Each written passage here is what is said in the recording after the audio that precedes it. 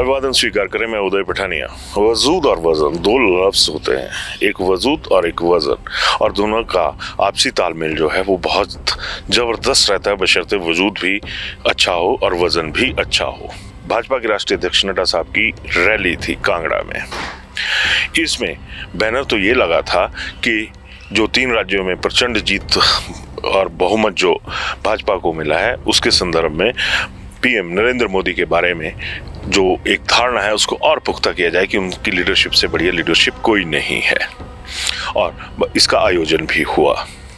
अब थोड़ा सा फ्लैशबैक में चलने पड़ेगा। अगर आप अखबारों में बयानबाजी को देखें जो इससे पहले थी, रैली से पहले जो भाजपा के नेता बयान दे रहे थे अखबारों में, अगर उनको एक लिहाज से देखा जाता तो इस रैली में लगभग 25,000 की जो भीड़ थी वो जुटनी थी।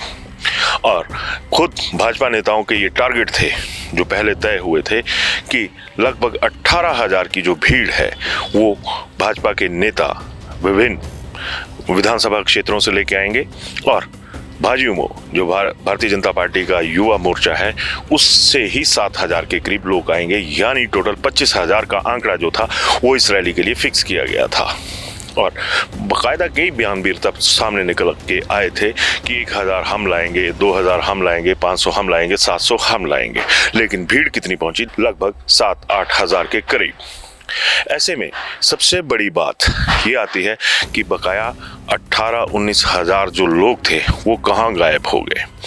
अगर मान लिया जाए कि भाजपा भीड़ जुटाने में असफल रही है तो ये भी एक हकीकत है कि जितना सा स्पेस भाजपा ने रैली के लिए जोरावर सिंह ग्राउंड में चिन्हित किया था वो उस ग्राउंड का 20 या 25% हिस्सा ही था।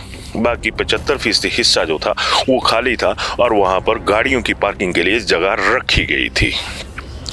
तो पहले कदम पर अगर आप 8,000 की भीड़ से आंकड़ा अगर उसको देखेंगे तो आपको लगेगा कि रैली जो है वो बेहद कामयाब रही है। लेकिन वहीं दूसरी तरफ अगर भाजपा नेताओं के उन पुराने बयानों को देखा जाए उसके लिहाज से 25,000 की जगह 7,000 की भीड़ यहाँ पर जुट पाई थी तो वो एक बहुत ही चैलेंजिंग और अलार्मिंग सिग्नल जो है वो भाजपा के लिए माना जा सकता है। ये इसलिए और घातक हो जाता है कि जब भाजपा के राष्ट्रीय अध्यक्ष खुद इस रैली को संबोधित करने आ रहे थे, फिर चूक कहाँ पे हुई? अगर कांगड़ा के नेता पिटे हुए साबित हुए तो क्यों हुए? क्योंकि वजह भी कांगड़ा के नेताओं की वजह से सामने आई है।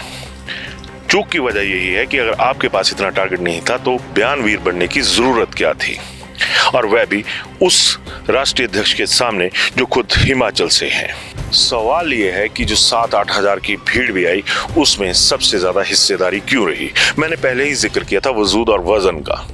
तो अगर इस 7-8 हज़ार की भीड़ का ही मैं बात करूं तो इसमें खुद भाजपा के कार्यकर्ता, नेताओं को तो छोड़िए, खुद भाजपा के कार्यकर्ता ही जो आकलन है वो करते नजर आए कि इस भीड़ में पहले पायदान पर संयुक्त रूप से राकेश पठानिया जो फतेहपुर से जिन्होंने चुनाव लड़ा था और कांगड़ा से जो विधायक हैं पवन काजल, उनका अहम रोल रहा। अब अगर देखा जाए तो और जिस तरह से एक गणना, मोटे तौर पर जो गणना भी हुई थी उसमें पवन काजल और राकेश पठानिया की जो भीड़ थी वो कहीं ना कहीं भाजपा की इज्जत को कांगड़ा में बचाती हुई नजर आई। लेकिन जब बात चलती है तो बहुत तरीके से सियासत में आकलन होते हैं। कहा गया कि कांगड़ा क्योंकि धर्मशाला के साथ लगती एक विधानसभा क्षेत्र है, वहां से भीड़ आई क्योंकि उसमें उस भीड़ को धर्मशाला पहुंचाने तक कोई ज़्यादा खर्चा नहीं होना था, और जो बाहर से भीड़ आई उसको लाने में एक जो खर्चे का आकलन है वो ज़्यादा हो सकता है।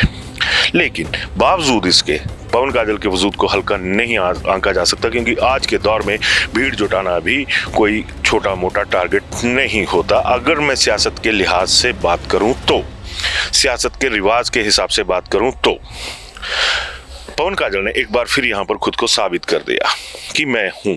हालांकि इसके एवज में जो बकाया नेता भीड़ लाने में नाकामयाब साबित हुए थे उनकी गाड़ियों पे एक बहुत अच्छी बात थी।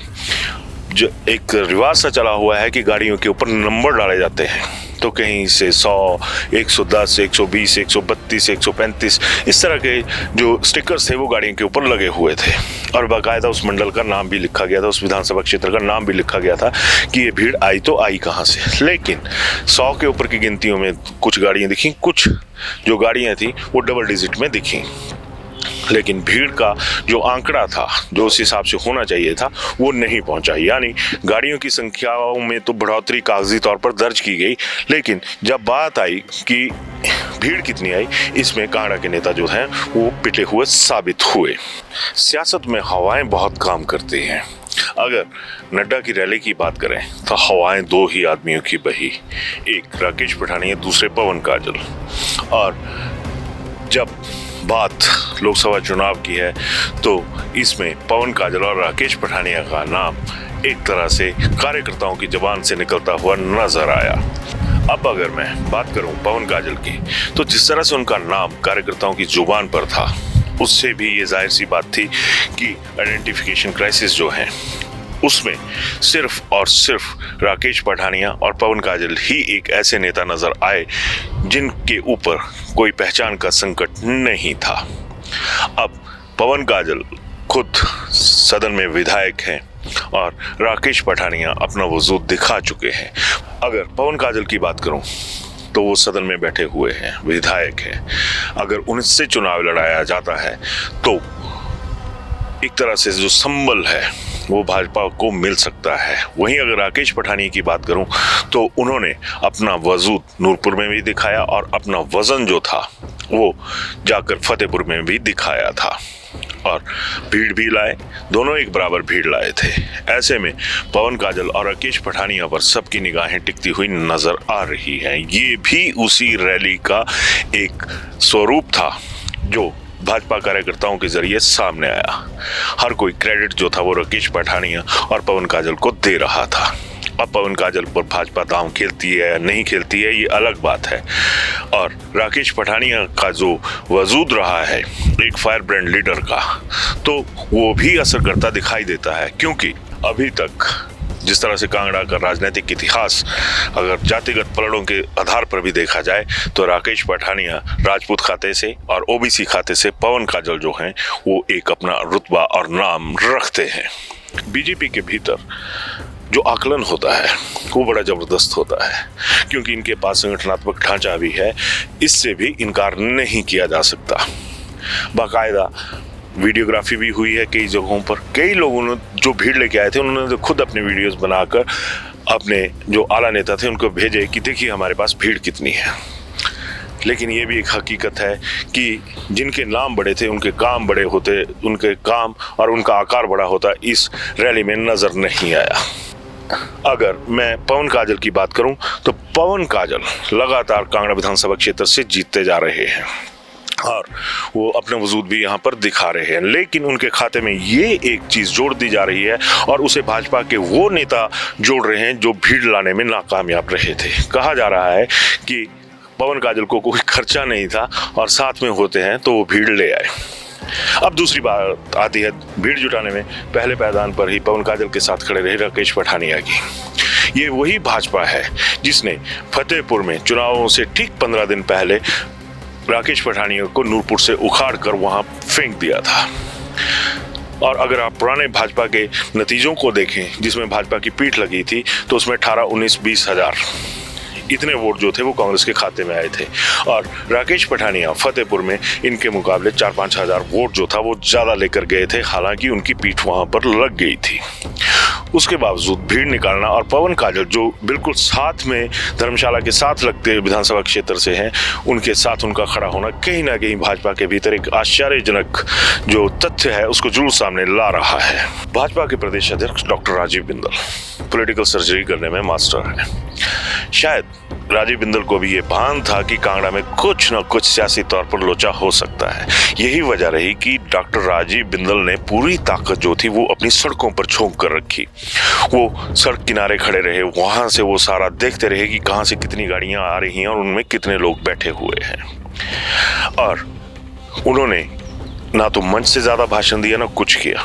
जो व्यक्ति एक टीम लीडर होने के नाते लगातार पिछले 5 दिन से धर्मशाला में कैंप कर रहे थे, जब भाषण देने की बारी आई तो उन्होंने तुरंत अपना भाषण का राशन तो मुट्ठी भर भी नहीं दिया, सीधे मंच को जेपी नड्डा के हवाले कर दिया और खुद साइड पे हो गए। लेकिन ये भी इसी तरह गौर करने वाली बात थी कि मंच पर उन लोगों का ज्यादा कब्जा रहा जो संगठन के ऊपर कब्जा दिखाने में, अपनी पकड़ दिखाने में नाकामयाब रहे थे, और भाषणबाजी में भी उन्हीं लोगों का एक अहम रोल रहा।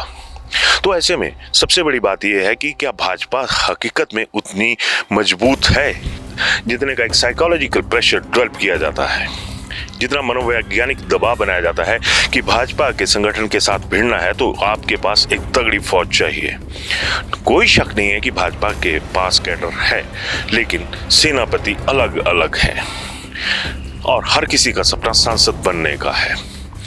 वजूद दिखाना है तब भी सांसद बनके, और वजन दिखाना है तब भी सांसद बनके। भाजपा का वजूद कहाँ है, भाजपा का वजन कहाँ पे है, ये मौजूदा जो रैली हुई है हाल ही में, ये एक बहुत बड़ा सवाल जोरावर सिंह ग्राउंड में ही छोड़कर गई है। भाजपा के भीतर के हालात हमने आपके सामने रखे। अब भाजपा की हालत क्या है ये आप तय कीजिएगा। धन्यवाद।